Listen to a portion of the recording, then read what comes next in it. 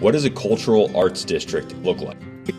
Whether you live there or are visiting downtown Vernon for the first time, once you're here, you'll know you'll have come to a unique place. A place of distinct character and charm.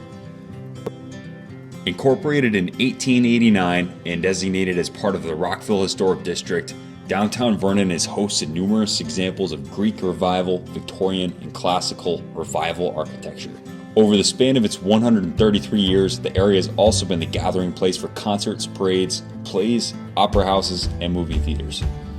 People have also enjoyed recreational activities like baseball games, tennis games, fishing, skiing, ice skating, serving as a center for arts, culture, and recreation, providing a sense of community and cultural identity. Vernon's newly created Cultural District Advisory Board envisions this roughly 1.5-mile walkable area known as downtown Vernon as a cultural district, a destination that highlights the character of the community through creative experiences, cultural events, and artistry.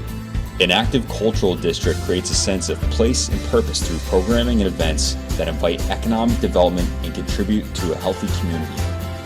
So whether you've grown up here or are becoming newly acquainted with downtown Vernon, we invite you to join us in the journey.